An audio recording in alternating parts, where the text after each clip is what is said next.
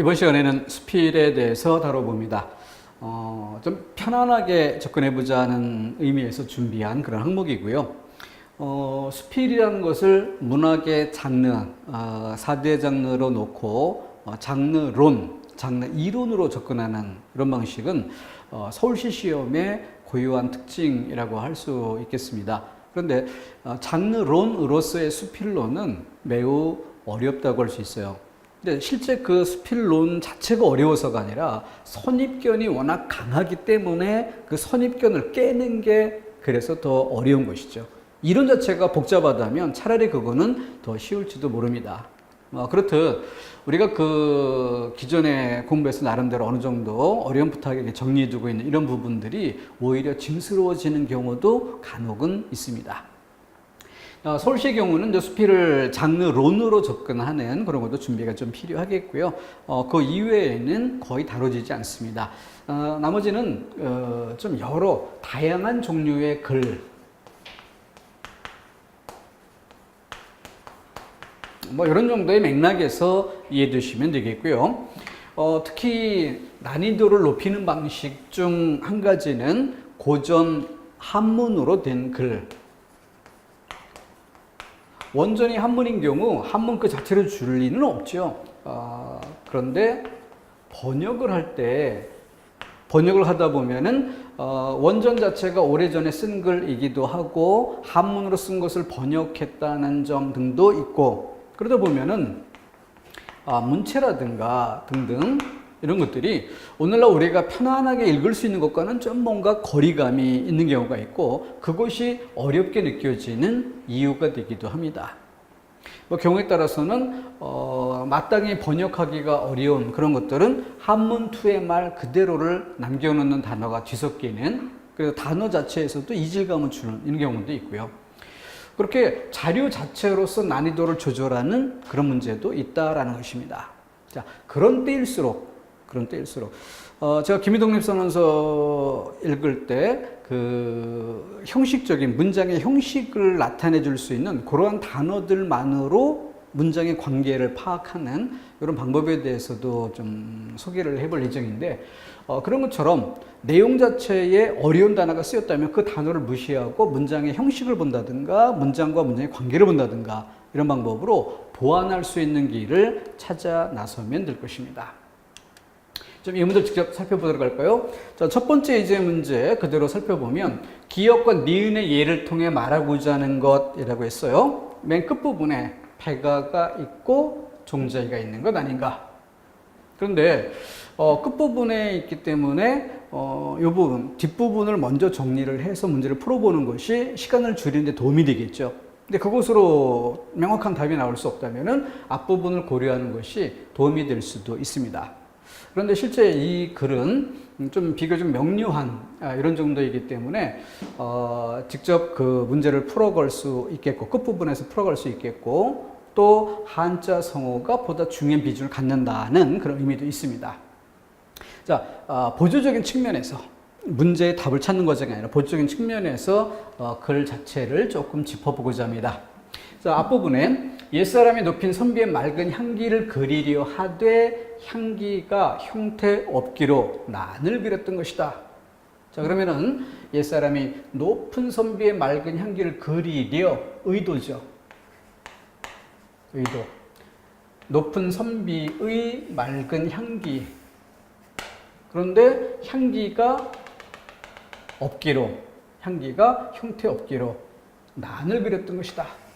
그러니까 이 난은 바로 선비의 맑은 향기를 표현해낸 상징물이라고 볼 수 있죠. 아리따운 여인의 빙옥 같은 심정, 여인의 빙옥 같은 심정을 그리려 하되 형태 없으므로 매화를, 선비의 맑은 향기 난으로, 여인의 심정을 매화로. 그러면 대는 무엇을? 넘나난 장부 불굴의 기계를 표현하는. 자, 이와 같은 것들이 나타나는데 이것을 체계적으로 쭉 정돈해 보는 것도 또 이거 자체만으로도 독립된 다른 문제를 만들 수 있을 것입니다. 자, 이렇게 해서 내용을 쭉 정리를 해보면은 이렇게 추상적인 의미, 선비의 향기라든가 여인의 빙옥 같은 그런 모습, 이런 것들을 구체적인 감각적인 사물 딱 이렇게 표현해내는 것, 이것이 바로 예술의 문학적 형상화라는 말로 설명될 수 있죠. 그래서 선비 맑은 향기를 안으로, 여인을 매화로, 늠름한 장부 대나무를 통해서, 그리고 상강의 넋을 실어오는 듯한, 바람이 상강의 넋을 실어오는 듯한 이런 느낌을 한 폭의 그림으로 표현해내고, 가을, 이런 계절을 갈대로서 표현하고, 낙엽으로 표현하는 것과 마찬가지죠. 고박한 음향, 돌 해서 어떤 그 대상물들이, 제가 문장에 쓰인 순서대로 배치를 해본 것이고요. 화살표 방향에 따라 다 위치를 바꿔 배치해 볼 수도 있겠죠. 자, 그러면서 예술인 것이다. 그래서 예술적 형상화를 보여주는 아주 좋은 예문이 될 수 있겠습니다. 참고해 보고요. 자, 앞에 이 부분으로 가보죠. 배가가 있고 또 종자가 있는 것이다. 그러기에라는 접속어. 그러니까 이렇게 놓고 볼 때 배가는 문심, 종자기는 문정, 그 둘이 통한다는 얘기인데, 여기서 한자를 보면은 마음심이나 마음정이라는 글자, 이것만으로는 문맥을 잡아내기가 쉽지 않습니다. 거의 비슷한 의미의 글자를 사용하고 있기 때문에 그것으로 해결하기가 어려운 것이죠. 그래서 결국 문맥적 의미라든가 독해력이라든가 이와 같은 것이 답을 내는 결정적 포인트가 되는 것이 아니라 배가와 종자기에 얽힌 고사, 배경이 되는 유래가 있는 이야기, 바로 고사, 이것에 의해서 답이 풀리는 문제죠. 그렇기 때문에 이 문제는 독해 문제라기보다는 고사성어 문제다라고 보는 것이 좋겠습니다. 그래서 배가는 검은고를 가장 잘 연주했고, 또 가장 친한 친구인 종자기는 그 연주의 진짜 의미를, 진짜 가치를 제대로 듣고 느낄 줄 알았던 친구. 근데 그 친구가 먼저 죽게 되자 자기의 연주의 진가를 알아주는 진정한 친구가 없기 때문에 더 이상은 내가 연주하는 것도 의미가 없다라고 하여 줄을 끊어버렸다는 고사에서 유래하는 것이죠. 그렇기 때문에 이것을 글쓰기의 측면으로, 문심, 문정에서 문, 이런 측면으로 본다면은 배가는 뭐가 될까요? 작가가 되고, 종자기는 가장 유능한 훌륭한 독자가 되는. 그래서 표현과 이해의 측면에서의 흐름을 아주 잘 보여주는 예라고 할 수 있겠습니다.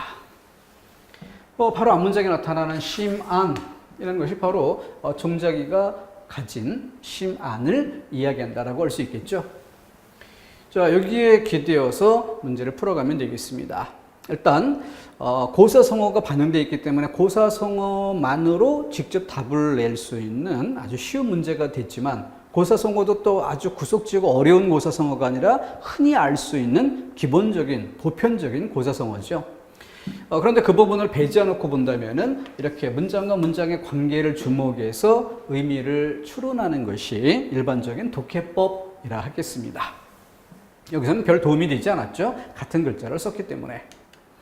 대신에 보조적인 고사성어로 문제를 풀어야 하는 그런 성질의 것이기 때문에 다른 부분을 독해할 때 요약 정리해보는 방식을 덧붙여 배치를 해봤습니다. 다음 두 번째 문제 넘어가죠. 옛날에 어진인제는 보잘것없는 집안에서 많이 나왔었다. 그때에도 지금 우리나라와 같은 법을 썼다면 이라고 가정하는데, 지금 우리나라와 같은 법을 썼다면 범중엄이 재상 때에 이룬 공업이 없었을 것이요. 따라서 여기서 범중엄의 공이 없었을 것이다. 그러면 앞에 문맥과 관련 지어 볼 때 범중엄은 무엇을 알 수 있습니까? 우리가 배경지식을 갖고 있어서가 아니라 옛날에 어진인제는 보잘것없는 집안에서 많이 나왔다.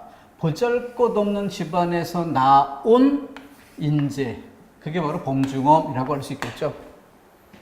그러니까 천안 출신인데 인재로서 그 공업을 많이 이루어낸 인물.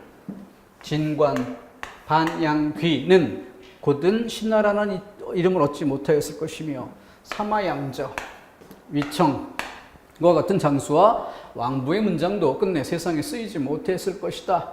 여기 나온 구체적 사례들 모두 보잘것없는 집안 출신의 인재. 하늘이 냈는데도 사람이 버리는 것은 하늘을 거스르는 것이다. 자, 여기에 곁들여서 바로 어디를 봐야 됩니까? 여기는 다 구체적인 뒷받침 사례니까 첫 번째 문장에 주목해야 되겠죠. 그러다 보면은 옛날에는 보잘것없는 집안에서 인재가 많이 나왔는데 그때도 지금 우리나라와 같은 법을 썼다면 이라고 가정하면서 이들이 없었을 것이다라는 얘기는 지금의 우리나라의 법은 뭐예요? 보잘것없는 집안 출신의 인재는 나올 수 없게 하는 법이 존재한다. 바로 그것이 사람이 버리는 것. 하늘이 냈는데도 사람이 버리는 것. 이런 말은 바로 그렇게 보잘것없는 집안 출신이란 이유로 인재를 등용하지 않고 버리는 것. 그리고 또 그것이 하나의 사회의 룰로 정착을 한 이런 상태를 이야기하는 것이죠. 하늘을 거스르고도 하늘의 나라를 길이 유지하게 해달라고 비는 것은 있을 수 없는 일이다. 나라를 다스리는 자가 하늘의 순리를 받들어 행하면 나라의 명맥을 훌륭히 계속 지킬 수 있을 것이다. 그럼으로써 하늘을 거스르는 것, 그걸 거스르지 말아야 나라의 명맥이 계속 유지될 수 있을 것이다. 나라의 명맥이 계속 유지되려면 그래서 결국 뭘 해야 된다?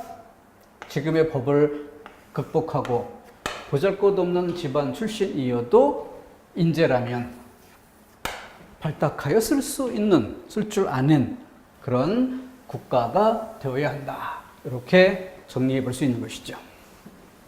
자, 다시 한번 첫 번째 문장 뒤에 범중엄 이하 구체적인 인물을 들어 예를 든 부분이 있습니다. 그럼 이 부분은 세세하게 읽는 것보다는 범중엄, 진관 등등 이름이 있는 부분만 표시하고 크게는 괄호로 묶어서 일단 보류하고 첫 번째 문장에서 두 번째 단락으로 이어지는 흐름, 이걸 잡아내는 것이 독해의 가장 기본적인 방법이 되는 것입니다. 그렇게 해서 선택지로 가서 답을 정하면 될 것이고, 문제는 어려운 문제가 아니기 때문에 문제를 풀어가는 방법적인 면만 짚어본 것이었습니다. 자, 그럼 이 부분은 세 번째 예제는 또 어떤 내용이 있을까? 일단 주어진 글을 좀 문장 단위로 끊어보는 것도 좋은 방법이 되겠죠. 보기 좀 편해지는. 지금은 아침 8시 나는 정릉한 숲 속에 세력과 앉아있다. 오래간만에 까치 소리를 들었다. 나뭇잎들은 아침 햇살을 받아 유난히 곱게 푸르다. 나뭇잎 사이사이로 파란 하늘이 차갑게 맞다. 그간 비가 많이 왔던 관계로 물소리도 제법 크게 들려온다. 나는 어느 날 이른 새벽에 여길 와 본 적이 있었다. 라고 해서 과거를 이야기한 부분. 보건운동을 하러 온 사람, 약물을 먹으러 온 사람들로 붐비어 다시 오고 싶은 생각이 없었다. 그래서 아주 부정적인 느낌, 이걸 얘기하고 있죠. 그런데 지금 와보니, 그래서 과거에 와본 적 있지만 안 좋은 기억. 그런데 지금 와보니 사람은 아무도 없고 거룩한 숲속이 한없이 고요하다. 자, 따라서 사람이 없다라는 이 부분에 밑줄을 쳤다면 사람이 없다는 이 부분의 의미는 뭐냐? 라고 할 때 그런 대로 쓰였고 앞부분에 보건운동을 하러 온 사람, 약물을 먹으러 온 사람들로 붐비었다. 근데 거기에 대해서 다시 오고 싶은 생각이 없었다. 부정적인 성을 알 수 있죠. 그렇기 때문에 사람이 없는 지금의 상태는 오히려 긍정의 방향에서 이해되어야 할 것이다. 한없이 고요하다. 지금이 제일 고요한 시간이다. 여기에서 바로 고요라고 하는 것은 붐비, 사람들로 붐비는 것과 반대되는 긍정적인 이미지라는 점을 봐야 되겠죠. 그 바탕 위에 까치들이 내 앞에 와서 깡충깡충 뛰어다닌다. 이 바탕 위에 까치가 파악되어야 하는 것이죠. 이른바 까치걸음이다. 여기에 귀엽다. 이건 뭐예요? 필자의 대상에 대한 태도, 이 태도가 명시적인 단어로 던져진 부분입니다. 주목해야 되겠죠. 우리가 그 문법적인 측면의 문장 구조와 그 여러 문장의 성분을 파악할 때 독해의 특히 주목돼야 될 요소 여러 가지가 있는데 그 중에서 아주 손꼽히는 그 항목에 양태부사라는 것이 있죠. 양태부사라는 것은 부사어인데 바로 양태, 필자, 글 쓰는 이의 또는 말하는 이의 태도가 드러나는 단어입니다.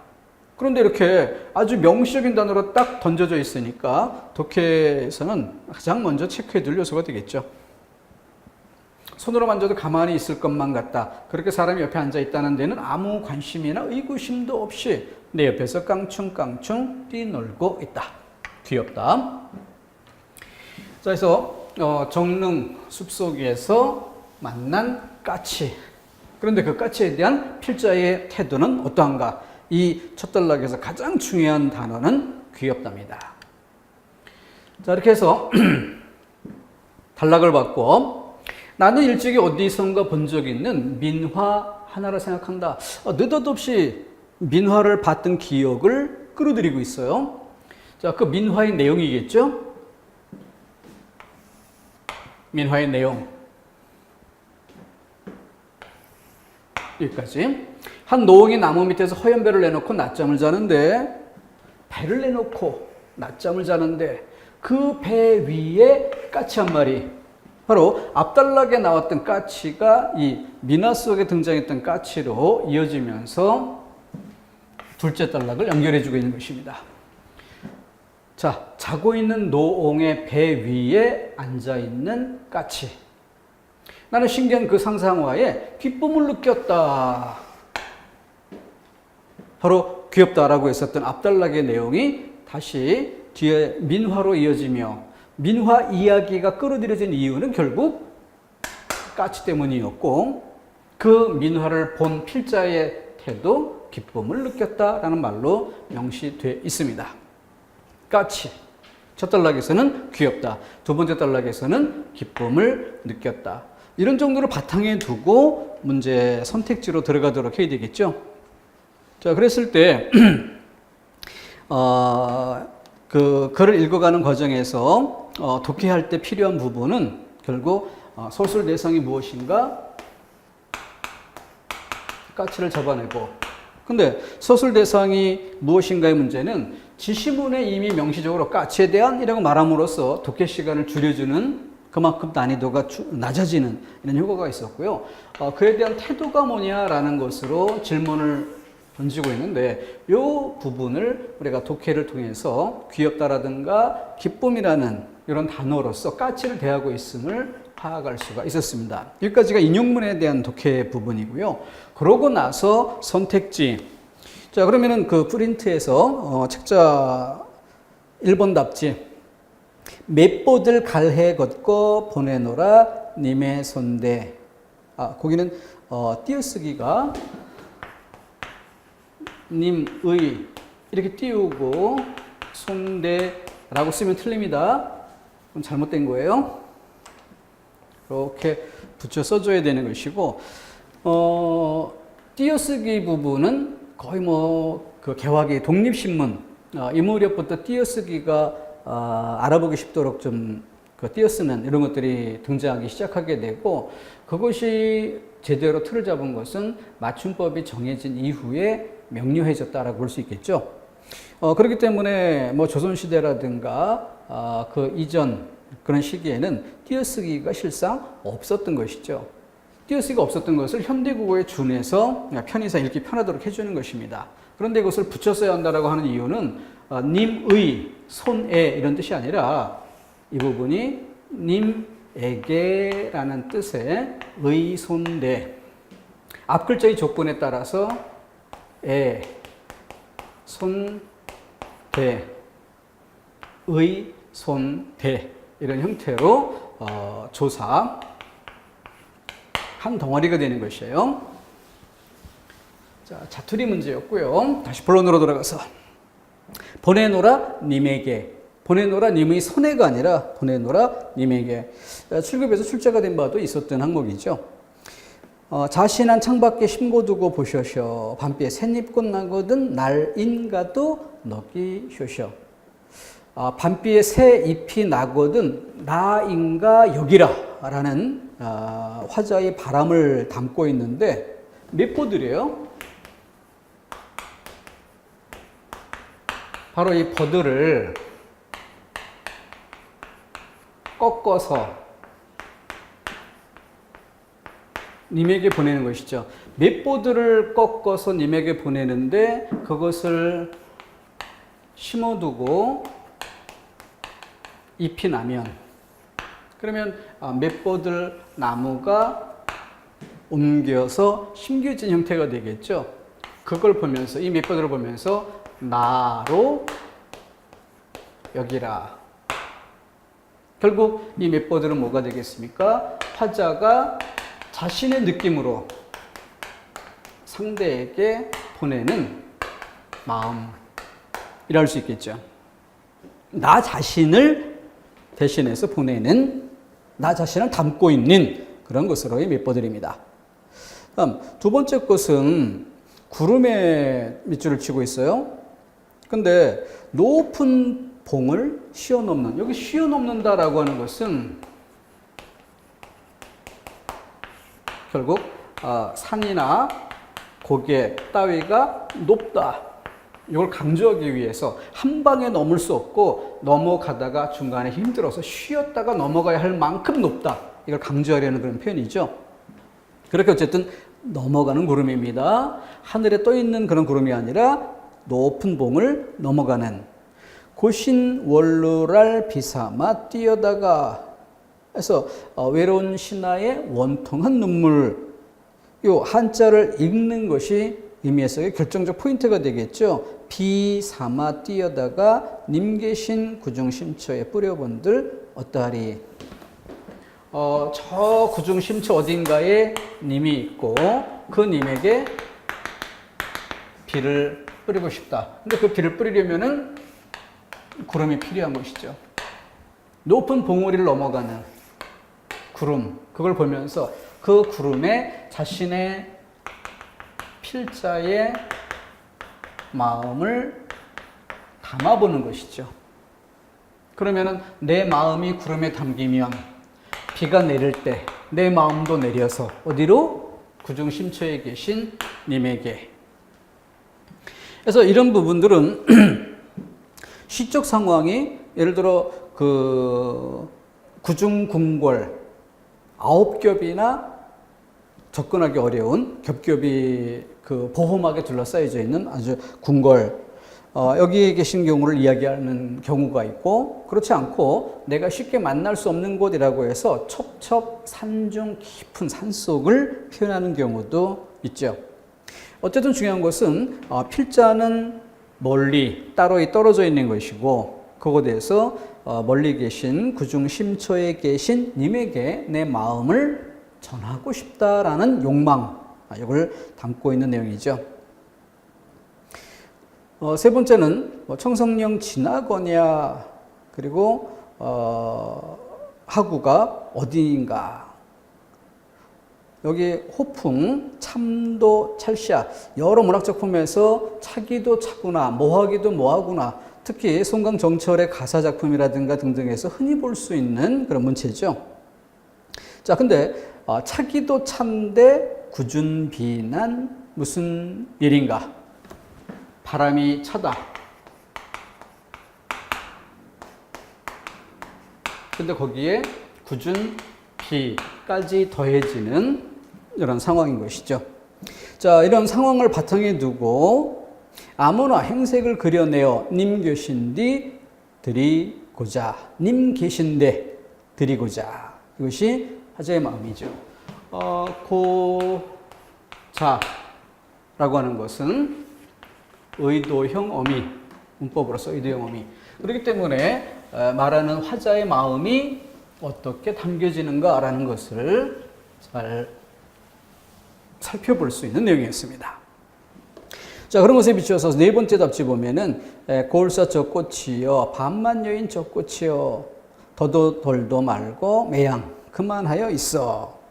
그러니까 맨 마지막에 뭐 웃고 마저 하노라 이런 것처럼 그 대상을 웃음으로써 맞이하는 이런 것들이 명시어로 드러나 있는데 나머지 1, 2, 3번의 경우에 한자가 쓰였기 때문에 고어가 사용됐기 때문에 어떤 이유로든 해석이 어렵다 하더라도 네 번째에는 아주 쉽고 명시적으로 대상을 웃고 맞이한다라는 것이 드러났기 때문에 선택지의 난이도 또한 매우 낮은 기본 수준의 문제임을 알 수 있습니다. 질문에서는 대상을 까치로 명시해서 독해의 시간을 줄여주는 효과가 있었고요. 또 본문 안에서는 귀엽다라든가 또는 두 번째 단락에서 뭐가 있었죠?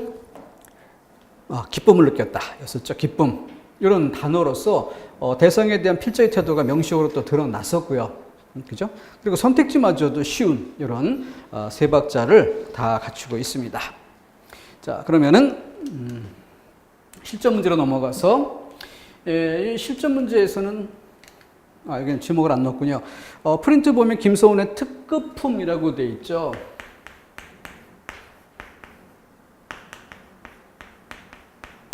특급.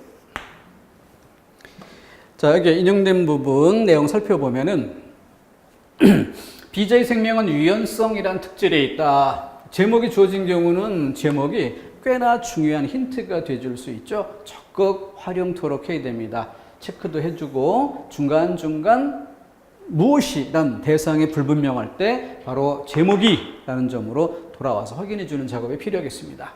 유연성. 한 번 균열이 생겼다가 제 힘으로 도로 유착 결합했다는 것은 그 유연성이라는 특질을 실제로 증명해 보인 비자의 생명은 유연성인데 균열 그리고 도로 유착 결합했다는 것은 그 유연성이라는 특질을 증명해 보이는 것이다. 균열이 나고 도로 결합이 된 것. 이를테면 졸업증서다. 하마터면 목침감이 될 뻔했던 것. 여기서 목침감이 될 뻔했다는 얘기는 뭐겠어요? 균열이 생겼을 때 쪼개졌으니까 큰 나무가 쪼개졌으니까 조각이 돼버렸으니까 쓸모가 없어진다는 것이죠. 그런데 스스로 유착 결합하는 거죠. 그래서 그 유연성을 증명해 보이면서 그걸 바로 시련을 이겨낸 사람의 경우로 의인화해서 시련을 이겨낸 되레 한 급이 올라 특급품이 되어버린다. 재미가 깨를 볶는 이야기다. 아주 재밌는 얘기다라는 것이죠. 그런 것처럼 그 바둑판을 만들 수 있는 그런 목재에 관련된 이야기. 그런데 바둑판을 만들려면 넓은 면에 나무가 필요한데 이렇게 균열이 생겨서 쪼개지면 버릴 수밖에 없죠. 제대로 이걸 만들 수가 없게 되는 거죠. 그런데 비자의 특질, 유연성 그것 때문에 스스로 자기 힘으로 도로 금이 같은 부분에 유착이 생겨서 그래서 온전히 바둑판을 만들 수 있게 된다. 그러니까 쪼개졌다가 다시 그 액이 나오고 해서 다시 붙은 그런 것이기 때문에 바둑판을 만들게 되면 만들기 이전에 쪼개졌었던 것처럼 실금이라고 하죠. 가늘게 쪼개졌던 자리의 흔적 여기 보이겠죠. 그게 바로 시련을 극복하고 이겨낸 모습이란 인상을 주는 것이고 이것으로서 한 등급 오히려 올라서 그래서 특급품으로 인정이 된다. 더 부연할 필요도 없거니와 나는 이것을 인생의 과실과 결부시켜 본다. 스피디한 장르의 글쓰기의 가장 전형적인 모습을 보여주는 것이죠. 어떤 대상, 특히 사물들가 많이 쓰게 되는데 그 사물에 어떤 세세한 속성 이걸 풀어서 이야기를 만들어내고 그것이 충분히 드러났을 때 슬쩍 그것이 인간을 바라보는 내 생각이다 라는 식으로 담아내는 이게 바로 수필 글쓰기의 전형, 교술 장르라고 하는 것의 전형이죠.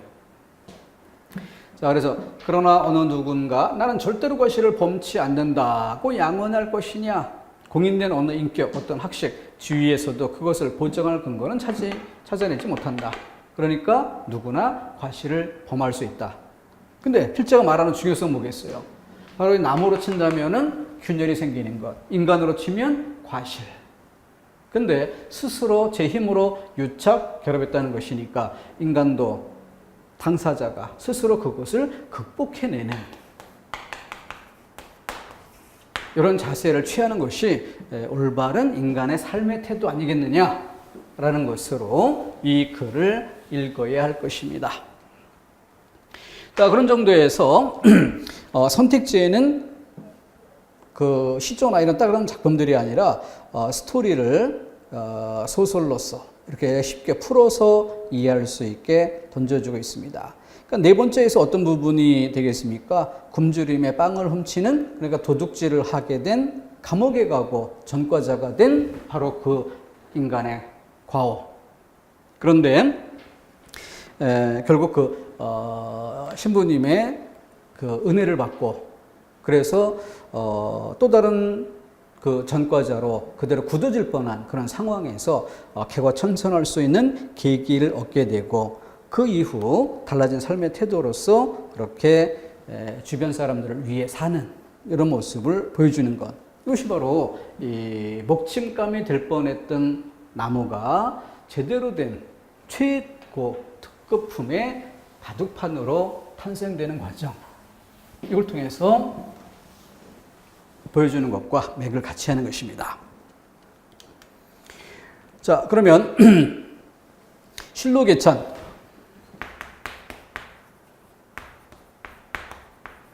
실록이라고 하는 것은 겨울을 지나 봄이 되었을 때 새롭게 잎이 피어나는 그 녹음, 이걸 이야기하는데 그 실록을 좀 더 범위를 넓혀서 말하면, 넓게 말하면 그 자연이 되겠죠? 따라서 이 자연에 대해서 제목 자체, 예찬이란 태도가 명시적으로 드러나 있습니다. 실록예찬, 자연에 대한 예찬적 태도. 질문, 필자의 삶의 자세라고 했어요. 자, 그런 맥락에서 선택지로 바로 들어가 보면 들여산 양단수를 네 듣고 이제 보니 도왔던 물에, 맑은 물에 산영조차 잠겼어라. 아이야, 무릉이 어디요? 무릉, 흔히 아는 무릉도원. 아이야, 무릉이 어디냐? 라고 질문을 던지죠. 문답법을 사용하고 있는데 나는 이엔가 하노라. 여기가 바로 무릉도원이다. 바로 지상낙원, 천국의 모습처럼 그린 것이 바로 아름다운 자연을 예찬적인 태도로 쓴 글과 맥을 같이 하는 것이다. 그 밑에 두 번째 답지, 고인도 날 못 보고 나도 고인 못 배. 시간의 흐름 속에는 세대의 차이가 있고 고인은 고인이 살던 시대가 있고 나는 내가 사는 시대가 있고 시대가 다르기 때문에 나는 고인을 못 보고 고인도 나를 볼 수 없다는 전제. 근데 고인을 못 뵈도 녀던 길 앞에 있네. 녀던, 여기에 녀다, 바로 행하다의 의미가 되죠. 그래서 고인이 행하던 그 길이, 그는 구체적인 의미에서의 도로, 이런 의미도 되겠지만 추상적인 의미에서의 삶의 길이란 의미로 이해해야 되겠죠. 그렇게 직접 고인을 만나 뵙지는 못하지만 고인이 행하던 삶의 길이 내 앞에 있다. 고인이 녀던 길이 내 앞에 있거든 아니냐고 어떠리. 고인이 행하던 그 길이 내 앞에 있어요. 아니냐고 나 또한 그 길을 따라 행하지 않고 되겠는가? 나도 그렇게 라는 의미가 되는 것이죠. 고인의 삶을 조차 내 삶의 지침으로 삼겠다는 다짐을 담고 있습니다. 세 번째, 간밤에 우던 여울 슬피 울어 지내어다. 간밤에 울던 여울이 슬피 울며 지내어다.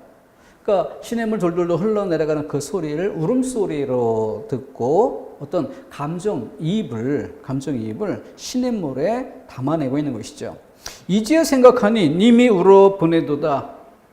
밤새 그냥 시냇물이 우는 줄 알았는데 지금 생각해 보니 님이 우는 소리를 거기에 담아서 보낸 것 아니었느냐. 저 물이 거슬이 흐르고죠. 자, 물은 위에서 아래로 흐르게 되는데 그것을 울음소리로 들었고, 그리고 이제와 생각하니 님의 울음소리가 그렇게, 그 님의 울음소리는 상류에 있다는 얘기죠. 그래서 거슬러 흐른다면 이란 가정을 던져놓는 것입니다. 저 물이 거슬이 흐르고죠. 나도 울어내리라. 거슬러 흘러간다면 나도 울어서, 그럼 그 물에 담아서, 거슬러 흘러 올라가는 그 물에 담아서 결국 뭐야? 님에게 내 울음을 전하고 싶다라는 욕망이죠. 네 번째는 대추불 붉은 골에 밤은 어이 뜨뜨르며 벼빈 그루에 개는 어이 날이 난고 술릭저 채장사 돌아가니 아니 먹고 어이리. 고전시를 대할 때 넘겨짚기가 가장 큰 방해 요소가 될 수 있습니다. 뭔가 쉬면 뭔가가 있지 않을까. 근데 이거는 그죠. 가을은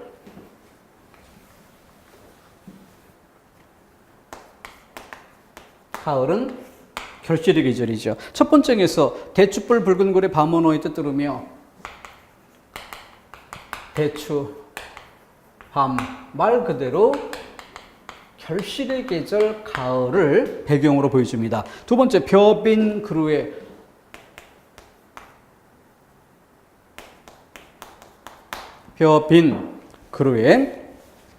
자, 이 부분이 요 자체로 보면 황량한 가을 들녘 이런 것쯤으로 오인될 수 있어요. 요 자체만 놓고 본다면. 그래서 문맥적 의미가 중요한 것이고요. 자, 대추, 밤, 결실의 계절입니다.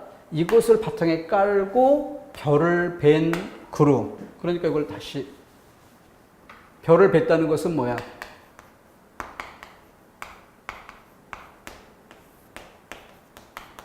추수죠. 추수가 끝난 들녘을 보여주는 것입니다. 그랬을 때 첫 번째의 연장선에서 추수에 초점을 두어야지 벼가 베어지고 난 황량한 이미지, 여기에 포인트를 둬서는 안 되는 것이죠. 이게 문맥입니다. 문맥. 개난 어이 날이 난고 플러스 여기에 개가 오르내립니다. 황량한 들판에 개가 오르내린다라고 하면 다르겠죠. 나무 열매가 있고 추수도 끝냈고, 그리고 그 추수 끝난 들판에 개가 오르내립니다. 바로 안주로 보이겠죠. 그렇죠? 황량한 들판이었다면 다른 이미지로 썼겠지만 이런 바탕에 놓였기 때문에. 그래서 종장에서 술릭자 채장사 돌아가니, 여기서는 비약이 쓰이죠. 술이 익었어요. 채장수가 돌아갑니다. 그 중간에 무슨 일이 있었을까? 내가 채를 샀겠죠. 그래서 맨 마지막, 아니 먹고 어이리. 이 채 가지고 뭐 하겠어? 술을 걸러서 먹어야죠. 그러니까 이렇게 종장에서 술 걸러서 먹는 이런 스토리로 이어지기 때문에 중장의 개는 뭐다? 안주다. 이렇게 연결이 돼야 되는 것이죠. 뭐 굳이 안주라고 꼭 해야 되는 건 아니지만 이미지의 통일성, 그 흐름을 같이 주목해보자, 이런 취지입니다. 그 정도로 해두고 다음 이어서 자, 폭포와 분수, 동양과 서양. 뭐 수능 시험에서도 동양화, 서양화 이런 것들을 대비시켜 가면서 그 각각의 대비된 요소를 구석구석 질문한 그런 질문도 있었죠. 그런 것처럼 동양 하면은 폭포.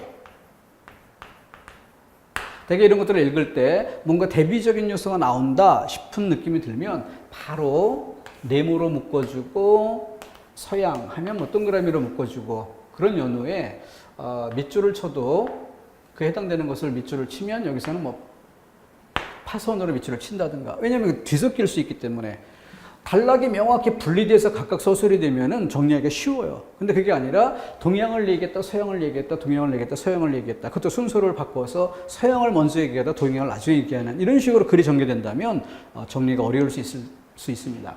그렇기 때문에 읽을 때마다 바로바로 특정한 기호로 통일성을 부여해 주는 게 좋다. 그렇게 해서 폭포는 위에서 아래로라는 이미지가 있고 여기는 분수이기 때문에 밑에서 위로. 그럼 바꿔 이야기하면 자연에 순응하는 모습이라면 여기는 자연을 극복하는 이런 모습. 이런 것들로서 밑줄, 밑줄, 물결, 물결 이런 식으로 정리가 돼야 되겠죠. 자, 그런 상태에서 밑줄 친 부분이 질문된 부분이 원시적인 환각의 무지개라고 했는데 그 앞에 동양인의 마음속에 흐르는 이란 수식어가 있죠. 동양 쪽입니다. 그렇기 때문에 선택지로 가보면 일본에는 운명과 자연에 순응한다 라고 해서 대체로 요 위에 요 부분과 맥을 같이 하는 게 일본에 나와 있고 2번에는 현재보다는 미래 중시라고 했어요. 그럼 여기에서 과거, 현재, 미래라고 하면 미래지향적이다라고 하면은 여기 지금 명시적으로 드러난 부분은 없지만 아무래도 이쪽보다는 이쪽의 가능성이 더 크지 않겠는가. 꼭 나눠야 되는 건 아닙니다. 3번에 자신의 운명을 스스로 창조해 나간다. 창조. 이 극복이라는 것과 같은 맥락에서 써볼 수 있겠죠. 4번에 운명과 자연을 인간의 힘으로 극복한다. 극복이라는 것으로 이 부분을 좀 더 명시적으로 4번 답지가 드러냈고 3번 답지가 여기에 있고 2번 답지는 좀 애매성이 있으나 보류. 1번 답지가 이쪽에 보다 분명하다. 상대적으로 나누어서 답을 정하면 될 것입니다. 다음 문제는 현대문학 작품에서도 많이 사용되는 출제죠. 감정이입. 감정이입. 자, 그때 시에서도 많이 쓰이니까 예를 들어 시적 화자 그리고 시적 대상. 이 시적 대상은 사람일 수도 있고 예를 들어서 내가 있고 네가 있고 이럴 수도 있지만 어떤 제3자 같은 어떤 사물 따위가 놓일 수도 있다. 그랬을 때 어쨌든 중요한 것은 이게 포인트가 되는 것인데 여기에 또 한 가지 화자와 대상이 만나는 시간, 공간의 배경 이런 부분들도 있습니다. 대부분 이 둘만 생각하기 때문에 화자 쪽에 가까운가 대상 쪽에 가까운가 이것만 생각하려고 하는데 화자도 대상도 아닌 제3의 배경도 있을 수 있다는 점 이걸 더 고려해야 선택지를 좀 더 선명하게 구별할 수 있습니다. 자, 어쨌거나 이 문제는 기억에서 리을종 감정이입이라고 했어요. 감정이입의 전제 조건이 뭡니까? 대상물이 있어야 되는 것이고 화자의 실제로는 화자 자신의 감정인데 그 감정을 여기에 집어넣었어야 되는 것이죠. 대상은 존재하는가? 그런 의미에서 자작나무, 구름, 백화, 초저녁, 달. 그럼 거기에 이 입된 넘어가서 들어간 화자의 감정은 뭘까? 리을 같은 경우에 초저녁 달이 중천에 서럽다. 그 문장 끝에 서럽다라는 단어로 명시가 되어 있죠. 디귿은 백화는 한결같이 슬프게 서 있고 슬프게 서 있다. 그럼 디귿 리을을 지어내는 것은 첫 번째 작업이 될 겁니다. 쉽게. 그렇게 1, 2번 자작나무냐 구름이냐. 정리를 했죠. 자, 4번은 어떻게 됐어요? 초저녁 달인데 달에 대해서 서럽다고 돼 있죠. 3번 답지는 백화. 그 뒤에 한결같이 슬프게 서 있고 이렇게 돼 있어요. 자, 그래서 답을 내야 될 잔짝 나무와 니은의 구름. 이렇게 슬프다, 서럽다, 명시적이진 않은데 구름에 대해서는 뭐가 있어요? 잠시 머무는 듯 정도가 참고할 내용이 되는데, 그럼 여기서 잠시 머무는, 자, 이 부분이 뭐냐? 라고 했을 때 그 부분을 좀 더 길게 구별해 보자. 자, 그랬을 때 잠시 머무는 듯이란 부분, 이 문장을 주목해 봅시다. 무심히 떠도는 것이 구름의 본질적인 속성이죠. 그런데 여기서는 보조사가 쓰였어요. 여기서는 다르다. 잠시 머무는 듯. 그럼 그 여기가 뭐냐? 이걸 알아야 되겠죠. 바로 앞에 보니까 마이태자 무덤에서 느껴지는 처량함. 무덤이기 때문에 처량함을 얘기했는데, 이어서 무덤가에 비에 젖은 두어평 잔디밭 테두리에는 잡초가 우거지고 무덤가. 석영이 저무는 선역 하늘에 화석된 애자의 애기 용마의 고영이 슬프다. 그 무덤, 여기에 대한 필자의 마음 슬프다죠. 그 연장선에서 평소에는 무심히 떠도는 것이 본질이었던 구름마저도 여기서는 하고 잠시 머무는 듯 이렇게 표현되어 있어요. 그러니까 이 구절의 의미를 어떻게 해야 될까요? 바로 무덤, 슬프다, 이 배경 위에 놓였기 때문에 여기서 잠시 머문다는 것은 바로 구름마저도 조의를 표하는 듯이라는 맥락에서 이해를 해야 되는 것이죠. 자, 이렇게 명시적으로 드러난 뻔한 것들을 지워버리고 둘 중 하나예요. 그 중에 자작나무에 대해서 그만큼의 감정을 드러낸 것이 있는가? 이것은 자작나무라는 대상 자체만 얘기했을 뿐 거기에 특별한 감정을 담은 바가 없다. 그런데 구름에 대해서는 이렇게 문맥상 앞부분에 마이태자 무덤에 대한 슬픈 감정을 표현하고 그 연장선에서 구름을 바라보니 무심하던 구름마저도 여기서는 잠시 머무는 듯한 느낌을 준다. 구름마저도 뭔가 조의를 표하는 듯한, 애도하는 듯한 이런 느낌을 준다라는 것이 필자의 감정을 담은 것이다. 자, 그런 정도로 해서 역시 문맥적 의미, 독해의 가장 위력적인 요소죠. 자, 그 부분을 적극 활용해서 이해를 해야 되겠습니다.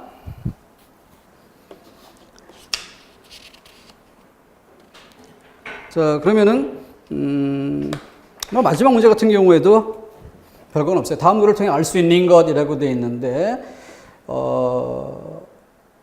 여기서는 앞부분에 이 골짝 저 골짝에서 나무들이 꺾이는 메아리가, 이 앞부분은 오해할 수가 있어요. 그래서 나무가 꺾이는 소리, 이걸 듣는 것이 배경, 출발점으로 나타나게 되는데, 세 번째 문장을 보면은 정정한 나무들이 부드러운 곳에 넘어지는 의미 때문일까?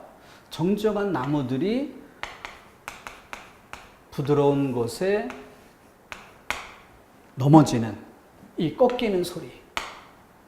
그럼 바로 이 부드러운 것, 이건 뭘까요? 문맥이 좀 더 길게 드러나면은 명확히 드러났겠지만 아마도 겨울밤 내리는 눈 정도가 아닐까. 눈 자체는 작고 가볍고 차갑긴 하지만 그래도 좀 부드러운 느낌이라 할 수 있겠죠. 근데 그것이 물을 머금고 있기 때문에 나뭇가지 위에 많이 쌓이면 쌓이고 쌓이다가 그 무게를 이기지 못한 나무들이 가지가 꺾이는 그런 상황을 표현하는 게 아닐까. 그렇게. 더군다나 이것을 뒷받침하는 것이 다음 문장에 뭐가 나와요? 겨울이 나오잖아요. 겨울이란 배경. 그러니까 눈 때문에 나무가 꺾여졌다라는 명시적인 표현이 없어도 그런 정도의 짐작은 가능할 것입니다. 자, 그러고 나서 그 뒤에 그 부처님의 이야기로 넘어가서 많은 사람들을 공포에 떨게 하던 살인귀를 불교에 귀의시킨 부처님의 불가사의한 신통력이 아니다. 살인귀를 불교에 귀의시켰는데 그것은 부처님의 불가사의한 신통력이 아니다. 그럼 무엇이냐? 위엄도 권위도 아니다. 그것은 오로지 자비였다. 그래서 이 글 중간 부분에서 가장 핵심적인 단어는 자비예요. 그리고 끝부분으로 갔을 때 마지막 문장, 바닷가의 조약돌을 그토록 둥글고 예쁘게 만든 것은, 조약돌을 둥글고 예쁘게 만든 것, 그것은 뭐다? 바로 뒤에 무쇠로 된 정이 아니라 부드럽게 쓰다듬는 부드러운 물결이었다. 결국 이 부분을 이 글 중간 부분으로 연결한다면 자비라는 것과 연결해 볼 수 있을 거예요. 그리고 맨 앞부분에는 나무를 꺾은 부드러운 힘, 바로 쌓인 눈의 무게지요. 이런 정도의 흐름을 갖고 있습니다. 그런 상태에서 1번 부드러움이 강함을 제압한다라는 답을 고를 수 있는데요. 2번에 유연성은 모든 사물을 감동하게 한다 해서 유연성, 부드러움 그 자체에 초점을 두었느냐. 더군다나 그것이 유연성에 초점이 있었다 하더라도 사물을 감동하게 한다. 나무 그리고 조약돌, 이걸 대상으로 해서 감동하게 한다라는 이 뒷부분의 서술 방향은 전혀 초점을 잘못 맞추고 있죠. 세 번째, 자연의 섭리에 따르면 모든 일이 순조롭다. 자연의 섭리, 자비를 이야기한 것도 자연의 섭리를 얘기하기 위해서였나? 나무가 꺾이는 것, 눈에 의해 나무가 꺾이는 것도 자연의 섭리라는 방향에서 이야기한 것인가? 조약돌이 부드러운 물결에 의해서 둥글게 다듬어진다도 자연의 섭리를 말하기 위해서 쓴 소지였는가? 섭리에 따르면 순조롭다. 이 글이 말한 초점이 아니죠. 네 번째, 인간을 불행으로부터 구하는 것은 종교다. 인간을 구원하는 종교, 자비가 있었기 때문에 그럴듯해 보이지만 이 세 부분의 흐름을 봐야죠. 요거 하나만 놓고 보면은 안 됩니다. 그래서 앞에 지나온 강의에서도 지적했던 것처럼 수험생들이 선호하는 부분이 있어요. 그 부분에 쉽게 휩쓸리는 그 이유는 전체의 균형을 안 보고 인상적인 느낌의 단어, 뭔가 핵심적인 단어, 여기에 이끌리기 때문에 그런 현상이 생깁니다. 그렇기 때문에 우리가 핵심어 찾기 뭐 등등 이런 거 할 때도 항상 조심해야 될 것이 전체 흐름을 반영한, 고려한 그 핵심어가 돼야 되는 것이지 이것과 괴리된, 분리된 어떤 인상적인 느낌의 단어, 이거는 함정으로 인도하는 길이 될 수 있습니다. 그렇기 때문에 뭔가 강렬한 인상을 준다? 함정일 수 있습니다. 거기에 이끌리지 말고 그 강렬한 느낌을 중시하더라도 그것만이 아니라 앞뒤 문맥과 흐름 속에서 그것이 갖는 위치, 이걸 반드시 점검한 연후에 그것의 중요성을 평가하도록 해야 될 것입니다. 그러면 실수하지 않게 되는 것이죠. 통일이라든가 평화라든가 또는 주체성이라든가 아니면은 성실한 자세 등등 아주 좋은 얘기들이잖아요. 이런 거 나오면 다 항상 선호되는 특징이 있습니다. 근데 그 글을 쓴 필자가 그걸 중요시할 수는 있어도 그 인용된 부분에 그게 과연 초점이었느냐, 필자가 말하고자 한 진짜 의도가 거기에 머물렀느냐라는 것은 확인할 일이지 인상적인 느낌의 단어에 끌려서 판단할 일은 아니라는 것이죠. 자, 그 점을 주의할 점으로 당부드리면서 일단락 짓고 이렇게 독해란 부분에 단어 하나가 영향을 주기도 하고 문맥이 영향을 주기도 하고 수사적인 기교 이런 부분들이 고려돼야 하는 경우도 있습니다. 좀 더 많은 것들을 살펴봐야 되겠죠. 물론 그 밑바탕에는 문법이 흐르고 있을 것이고요. 자, 하나씩 차곡차곡 쌓아서 우리의 목표에 도달할 수 있도록 해가겠습니다. 1단락 찍고 다음 항목 이어가겠습니다.